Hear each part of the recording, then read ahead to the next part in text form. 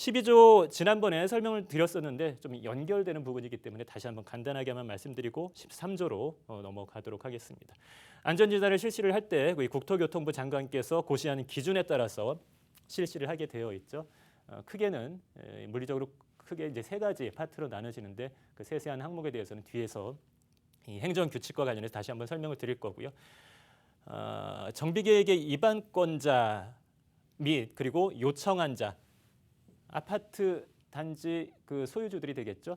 입안권자라면은 구청장이 될 것입니다. 서울시를 예를 들자면 구청장과 그리고 요청한 자, 우리 아파트 단지 안전진단 좀 진행해 주세요라고 요청한 10분의 1의 동의를 받아서 요청한 그 아파트 주민들에게 결과를 제출을 하게 되어 있습니다. 그리고 정비계획의 입안권자 구청장은 입안 여부를 그 보고서를 통해서 면밀히 검토를 해서 이 안전진단의 결과, 이거 재건축을 할 수 있는 결과가 나왔다라고 한다면은 정비계획을 수립하면서 이 정비계획의 입안까지 가서 진행을 시킬 것인지 결정을 해야 되겠습니다. 근데 행정 절차가 결재권자가 구청장과 시장으로 크게 나눠져 있다고 보시면 되거든요. 가장 단순화해서 서울시의 경우만 이야기를 하면, 근데 입안까지 간다고 해서 이루어지는 것은 아무것도 없습니다. 최종 구역 지정과 정비계획의 수립까지 이루어져야 되는데 사실 그 단계까지 나아가지 못하는 경우가 많다라는 것이 문제인 겁니다. 안전진단을 통과했어도 그 다음 단계로 나아가지 못하는 이유, 이 법령에 근거한 이유들을 설명을 드리면 정비계획의 입안권자가 그리고 특별시장, 광역시장, 도지사에게 결정 내용과 해당 안전진단 결과 보고서를 제출하여야 된다라고 명시가 되어 있죠. 열심히 서류 작성해서 이제 서울시에 상신을 하는 것입니다. 결재해 주십시오라고 상신을 하게 되면은 서울시에서 이제 부결시킬 수 있는 그런 조항들이 이 법률에 근거가 있는 것이겠죠. 쭉 이제 설명을 드릴 텐데 이 법률 자체는 좀 시행 예정인 문구입니다만 이제 한 2달 정도 지나면 올해 12월에 이렇게 이제 바뀌기 때문에 그냥 앞으로 바뀔 내용을 미리 기재를 해드렸습니다. 여기 보시면 국토안전관리원 또 한국건설기술연구원의 적정성에 대한 검토를 의뢰할 수 있다. 누가? 서울시장이 의뢰할 수 있다라고 되어 있죠. 이것이 현행은 정확하게는 한국시설안전공단입니다만 12월에 국토안전관리원으로 바뀌게 됩니다. 어차피 이제 한두 달 있으면 바뀌게 되는 거니까 이렇게 요 내용으로 알아두시면 되겠습니다. 이게 무슨 말이냐면은 구 차원에서 구청장 차원에서 안전진단을 실시하고 그에 대한 이제 보고서를 서울시에 올렸을 때 이게 제대로 된 것인지 서울시에서 다시 한번 한국건설기술연구원이나 앞으로 바뀌게 될 국토안전관리원에 의뢰를 해서 이거 제대로 된 건지 검토해 주십시오라고 체크를 할 수가 있다는 뜻이 되겠습니다. 여기서부터 이제 슬슬 제동이 들어가기 시작하는 것이죠. 서울시에서만 그치는 것이 아니고 이제 국토교통부 장관도 등장을 하게 됩니다. 국토교통부 장관은 결과 보고서의 제출을 요청할 수 있으며 그리고 적정성에 대한 검토를 또 요청할 수 있다라고 되어 있죠. 구에서 안전진단을 실시를 했을 때 이제 서울시에 올리고 이제 국토교통부 장관께서도 그거 좀 이리 갖고 와 봐라, 내가 좀 봐야 되겠다라고 이제 개입을 할 수 있는 조항이 이 법률의 13조에 들어가 13조 3항에 들어가 있다라는 겁니다. 그래서 뒤에 나오는 내용을 보시면 시도지사는 2항 및 3항, 그러니까 앞에 나온 내용에 근거해서 검토 결과에 따라 정비계획의 입안권자에게 구청장에게 입안 결정의 취소 등 필요한 조치를 요청할 수 있으며 이거 안 되겠는데요. 그냥 취소시키십시오라고 얘기할 수 있다는 것이죠. 재량권에 의해서. 그리고 정비계획의 입안권자, 구청장이 되겠죠. 구청장은 특별한 사유가 없으면 우리는 반드시 이 재건축을 해야만 한다라고 강변할 수 있는 아주 특별한 사유가 없다면 요청에 따라야 한다. 취소하라고 얘기하면 그냥 취소시켜야 된다는 겁니다. 여러분들이 법조문에 좀 익숙해지신다면은 뭐뭐 하여야 한다 하고 할 수 있다가 갖고 오는 그 무게는 엄청나게 차이가 있습니다. 하여야 한다라는 것이죠. 의무입니다. 지켜야 되는 겁니다. 취소시키세요 라고 이야기하면 무조건 따라야 된다라는 뜻으로 해석을 하셔도 되겠습니다. 그리고 그것뿐만 아니라 굳이 구청장에게 취소시키세요라고 얘기하지 않고도 서울시장은 바로 본인이 직접 취소시킬 수도 있다라는 것이 되겠습니다.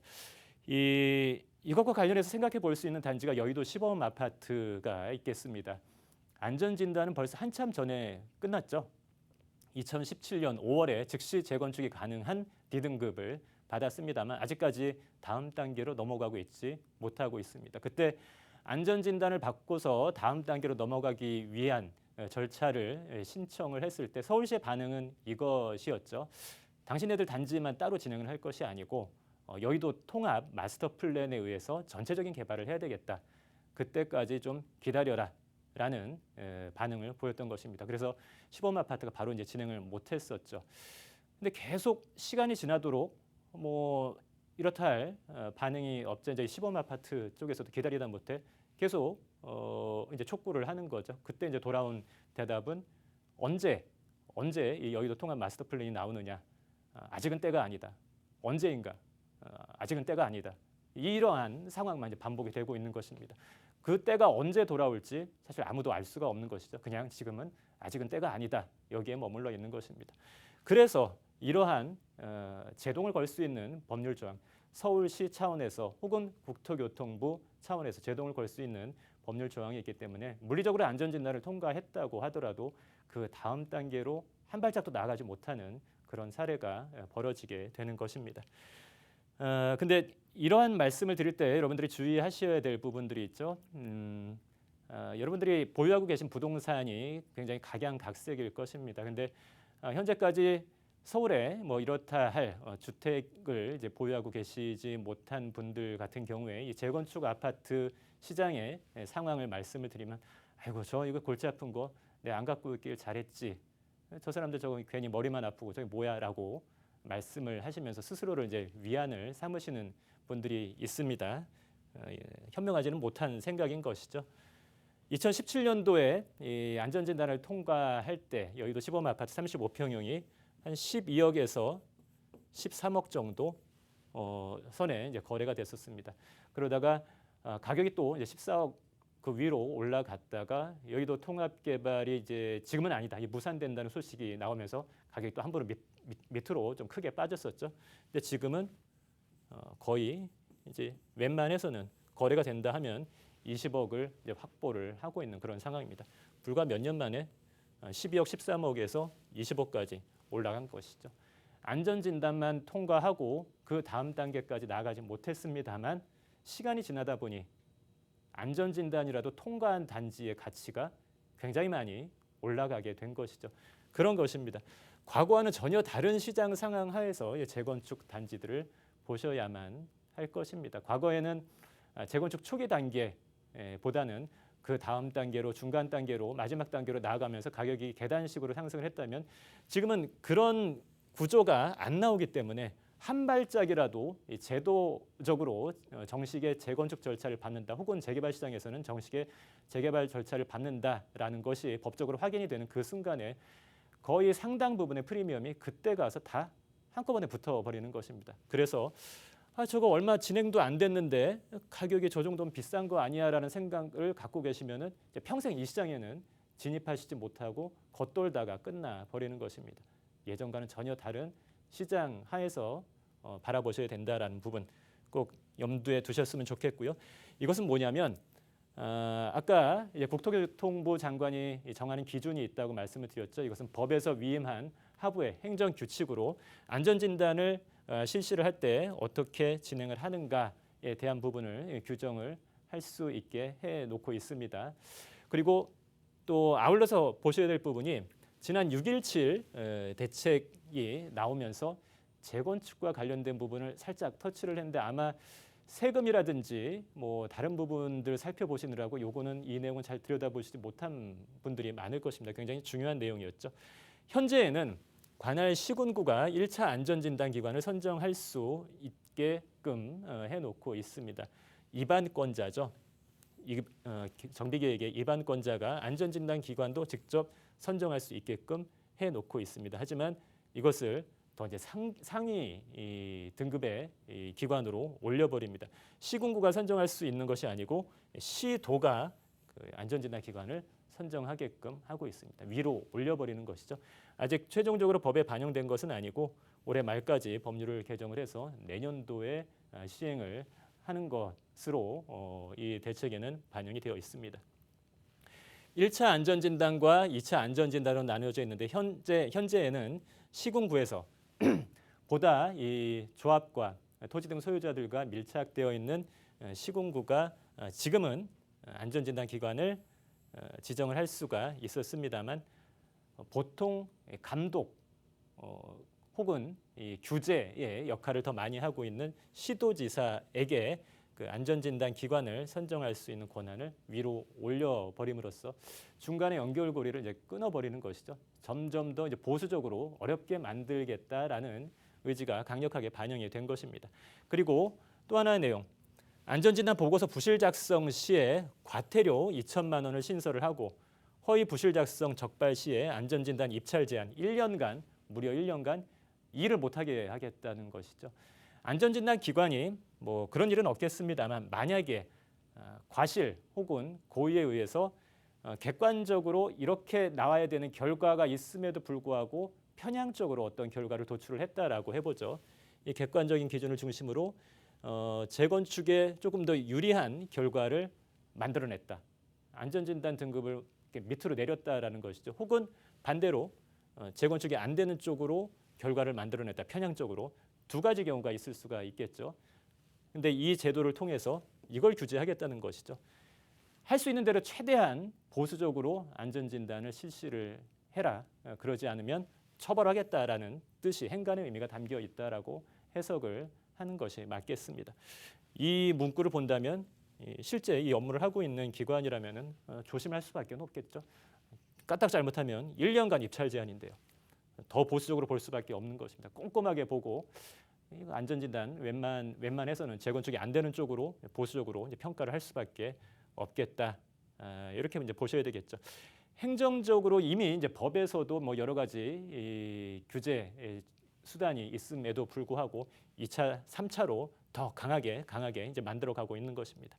그리고 이제 여기서부터 나오는 내용이 바로 행정 규칙에 반영이 되어 있는 실제의 평가 지표가 어떻게 되어 있는가 이런 내용들이 되겠습니다. 이것이 2018년도 3월에 한번 이제 변경이 되었었죠. 가장 첫 번째 항목이 구조 안정성에 대한 항목이 되겠습니다. 전체 가중치를 1로 놓고 봤을 때 과거에는 변경되기 전에는 0.2의 가중치를 갖고 있는 부분이 구조 안정성이었습니다. 별로 가중치가 크지 않았죠. 적은 포지션을 차지하고 있었습니다. 근데 이것을 0.5로 가장 큰 비중을 차지하고 있는 항목으로 바꾸어 버린 것입니다. 구조 안정성에 어떤 내용들이 들어가 있는지 가만히 이제 살펴보시면 집안 상태, 집안이 침하되어 있는 상태, 얼마나 땅이 꺼져 있는가, 변형 상태, 건물이 얼마나 기울어져 있는가, 그리고 건물 구조에 얼마나 균열이 금이 간 거죠. 금이가 있는가, 그리고 철근이 얼마나 많이 밖으로 튀어나와 있는가, 철근 노출된 그 상태가 되겠죠. 밖으로 튀어나와서 또 얼마나 녹슬어 있는가. 근데 이 정도 상태까지 이르게 된다면 이제 재건축에 이제 의미가 없어져 버리는 그 정도 상태까지 좀 위험하다라고 할 정도의 상태까지 뭐 이르게 되는 그런 지표들이 되는 것이죠. 하지만 어찌됐건 간에 이 구조 안정성 부분의 평가 가중치가 절반을 차지하고 있다라는 것입니다. 그래서 웬만큼 시설의 안정성의 문제가 크지 않는 한은 이 항목에서 높은 점수를 받기가 이제는 불가능해진 상태입니다. 그리고 건축 마감 및 설비 노후도 좀 쉽게 생각하실 수 있는 부분이 수도에서 이제 녹물 나오는 거 여기에 해당하는 항목이 되겠습니다. 이것도 과거에는 0.4의 비중을 차지하고 있었는데 약간 낮아졌죠. 0.35로 낮아졌습니다. 뭐 녹물 정도 나오는 거는 큰 문제가 아니다라고 이제 점점 평가를 하는 것이고요. 그리고 실제 거주를 하시는 분들 입장에서는 가장 직접적인 영향을 미치는 것이 뭐 이 주거 환경 부분이 될 것입니다. 그 중에서도 오래전에 지어진 아파트들 같은 경우는 주차장이 굉장히 불편하죠. 하지만 이런 부분들은 이제는 거의 이제 의미가 없어져 버리는 것입니다. 평가 지표에서 거의 의미가 없어져 버립니다. 과거에 0.4의 비중을 지니고 있다가 이제 0.15로 낮아졌기 때문에 주차장 그까짓 거 뭐 불편하거나 말거나 재건축 안전진단을 통과시키는 데 있어서는 별 의미가 없다. 이렇게 이제 바뀌어 버린 것입니다. 그래서 앞에 이제 법에서 설명드렸던 것처럼 행정적으로도 안전진단을 통과하는 것이 쉽지가 않고요. 그리고 이렇게 물리적인 평가 지표에 있어서도 안전진단을 통과하는 것이 쉽지 않은 상황이다라는 것을 이해를 하셔야 되겠고, 그렇기 때문에 그 어려운 관문을 뚫고 안전진단을 통과한 단지들의 가격이 몇 달 만에 수억에 뛰어버리는 게 미친 가격이 아니고 그렇게 될 수밖에 없는 가격이다, 합당한 가격이다라는 것을 좀 이해하셔야 재건축 시장에 참여할 자격이 주어지는 것이다. 이런 생각을 좀 해보셔야 되겠습니다. 그리고 14조 이제 정비계획의 위반 제한에 대한 부분을 설명을 드리겠습니다. 이 토지 등 소유자가 혹은 조합을 이루었을 경우에는 이 조합원이 정비계획의 위반권자에게 정비계획의 위반 혹은 이제 변경을 제한을 할 수 있는 그런 제도가 있겠습니다. 최초 이제 위반 관련해서는 정비 기본 계획을 수립을 할 때 정비계획의 수립 시기를 정해놓지 않았다라던가 당초에 예정된 정비계획의 위반 시기를 지났음에도 불구하고 정비계획이 수립되지 않았을 때 빨리 계획 세워주십시오라고 제안을 할 수 있는 그런 법적인 제도가 있다라는 것이죠. 그리고 26조 1항 7호 및 8호 이런 경우가 되겠습니다. 이 국공유지가 2분의 1 이상일 때 토지 등 소유자 2분의 1 이상의 동의를 얻어서 시장 군수라든지 뭐 한국토지주택공사 등을 시행자로 정해서 지정을 하는 경우 등을 포함해서 이럴 때 정비계획의 위반을 제한을 할 수 있다. 공공지원 민간 임대주택 지난 시간에 한번 설명을 드렸었죠. 과거의 뉴스테이 사업을 의미하는 것입니다. 뭐 크게 의미는 두시지 않아도 되겠습니다. 이런 사업을 진행할 때 토지 등 소유자가 먼저 나서서 정비계획의 위반을 제한을 할 수 있다라는 법률 조항이 되겠습니다. 근데 이것과 관련해서 생각을 해보실 게 이 재개발에 있어서 정비 기본 계획에서 정비 예정 구역으로 정해놓지 않은 곳들을 토지 등 소유자가 자발적으로 재개발을 진행하고자 할 때에 선택해야 될 방식은 따로 있습니다. 그것은 나중에 시간이 좀 많이 걸리는 부분이기 때문에 따로 떼어서 별도의 주제로 설명을 드리도록 하겠습니다. 그리고 26조 공공시행자가 되겠죠. 27조 지정개발자, 신탁사와 같은 지정개발자입니다.